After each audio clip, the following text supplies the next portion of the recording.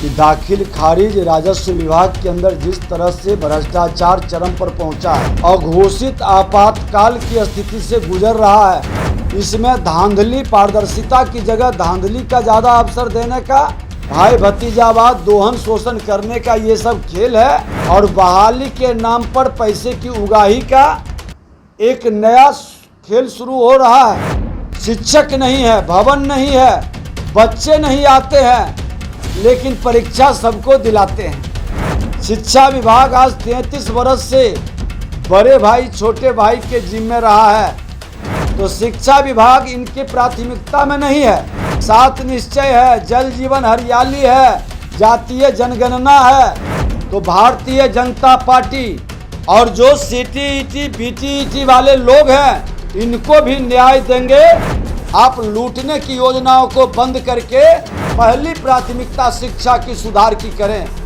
कई लोग जमीन के मामला को लेकर के ही आए और मुख्यमंत्री जी ने भी अपने जनता दरबार में जब स्वीकार किए हैं कि दाखिल खारिज राजस्व विभाग के अंदर जिस तरह से भ्रष्टाचार चरम पर पहुंचा है, पदाधिकारी मुख्यमंत्री के आदेश का भी पालन नहीं कर रहा, और कई लोग जो आए हैं उन्होंने बताया कि किस तरह से दोहन शोषण उनका हो रहा है दाखिल खारिज के मामले में, और बिहार के अंदर शिक्षा विभाग और शैक्षणिक वातावरण भी पूरी तरह से सरकार के दबाव में अघोषित आपातकाल की स्थिति से गुजर रहा है। और ये आपातकाल का वातावरण आज नियोजित शिक्षक के बारे में जो फरमान सरकार की ओर से अवर मुख्य सचिव ने जारी किए हैं कि जो विरोध करेंगे उन पर हम कार्रवाई करेंगे। आपने शिक्षक नियमावली में शिक्षक के हित में और व्यवहारिक विषय लाने की बजाय इसको लटकाने वाला भाव, इसमें धांधली पारदर्शिता की जगह धांधली का ज़्यादा अवसर देने का, और ये माहौल खड़ा करके सीईटी बीईटी के लोगों को इस तरह के शिक्षक के बहाली में जिस तरह से खुलकर धांधली करना, ये निश्चित तौर पर सरकार की मंशा पर प्रश्न उठाता है। पेश करके कुछ लोगों को भेज दिया कि हम आंदोलन करेंगे और आंदोलन के नाम पर उनको बरगला रहा है। अरे सरकार को जिम्मेवारी लेनी चाहिए कि जो 3.5 लाख शिक्षकों की बात आपने किया था बहाली का, उसकी प्रक्रिया को सरल बनाते। जो सीटीईटी बीटीईटी के लोग थे, नियोजित शिक्षक थे, उसकी प्राथमिकता होती। जो परीक्षा पहले दे चुका उसकी परीक्षा का कोई जगह नहीं था, और ये परीक्षा के नाम पर, इंटरव्यू के नाम पर ये सब धांधली करने का खेल है। भाई भतीजावाद, दोहन शोषण करने का ये सब खेल है, और बहाली के नाम पर पैसे की उगाही का एक नया खेल शुरू हो रहा है। शिक्षकों के साथ खिलवाड़ करने का मतलब है कि बिहार के बच्चों के साथ खिलवाड़ करना। जब विद्यालय के अंदर पढ़ाई की व्यवस्था चरमरा गई है, आज शिक्षक को सही रूप से न्याय नहीं मिलेगा। शैक्षणिक वातावरण पहले ही मेरा कमज़ोर था, बिना पढ़ाई का परीक्षा हो रहा था। आज भी कई विद्यालय के अंदर वही स्थिति है, शिक्षक है नहीं, टीचर जितने स्टूडेंट है उसके आधार पर शिक्षक नहीं है, भवन नहीं है, बच्चे नहीं आते हैं, लेकिन परीक्षा सबको दिलाते हैं। ये कैसी व्यवस्था चल रही है? शिक्षा विभाग आज 33 वर्ष से बड़े भाई छोटे भाई के जिम्मे रहा है। जवाब देना चाहिए, सुधार की बात करनी चाहिए। ये व्यवस्था को बदलाव के लिए, बिहार के भविष्य को बचाने के लिए गंभीरता से काम करनी चाहिए। तो शिक्षा विभाग इनकी प्राथमिकता में नहीं है। इनकी प्राथमिकता में 7 निश्चय है, जल जीवन हरियाली है, जातीय जनगणना है। ये व्यवस्था जिसमें लूटने का लोगों को लड़ाने का और लोगों को भरमाने का खेल सिर्फ खेलने की व्यवस्था है। हमने तो अभी सभी विधायकों को और मैं खुद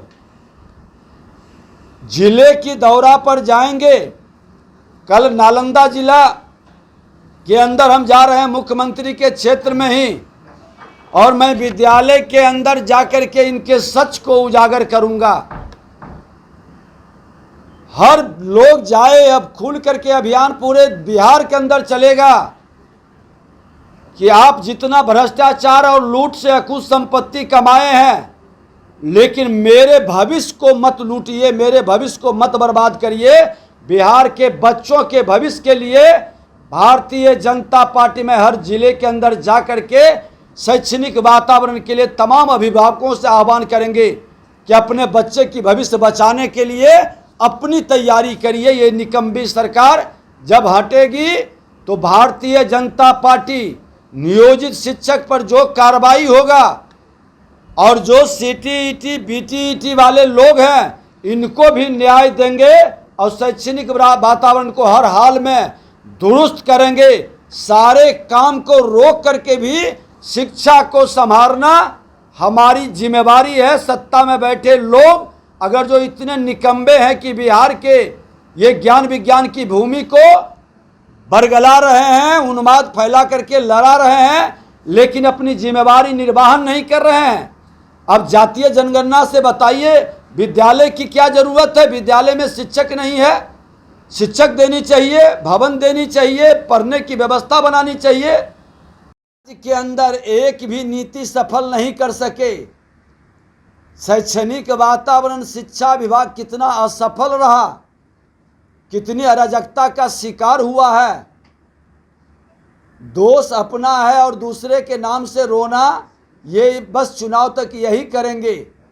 नीति आयोग के अंदर नीति आयोग ने इतना विकास का काम किया, आप उसको ईमानदारी से कर लिए होते, सारे प्रोजेक्ट में आप समय पर अवसर दिए होते तो आज बिहार का तस्वीर बदल जाता। इनका नीयत साफ नहीं है, इसलिए नीति असफल हो रहा है। लेकिन अब सभी बिहारी को मिलकर के एक सूत्री अभियान पूरे बिहार के अंदर के हमारा घर का विद्यालय, हमारा प्रखंड और जिला के अंदर प्राथमिक विद्यालय, मध्य विद्यालय, उच्च विद्यालय, हर गांव के अंदर एक आंदोलन का रूप ले और एक आंदोलन के रूप में जब तक व्यवस्था नहीं हो सत्ताधारी दल को उस गांव में प्रवेश करने से रोके, या नहीं तो कहे व्यवस्था बनाओ तब प्रवेश करो गांव के अंदर। सत्ता में बैठे लोग जब तक शिक्षा का सुधार नहीं करेंगे और शैक्षणिक वातावरण का माहौल नहीं बनाएंगे, कोई भी मंत्री को उस गांव के अंदर प्रवेश नहीं करने दे। और प्रवेश करे तो पहले विद्यालय जाकर दिखाइए कि हमारे इतने बच्चे हैं कि शिक्षक कितना होना चाहिए, भवन कितना होना चाहिए।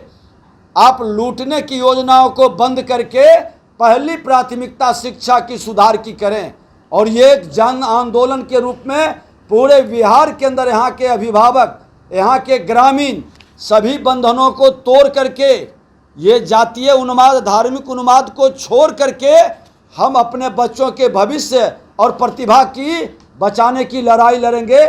इसके लिए हम लोग अब शुरुआत करेंगे।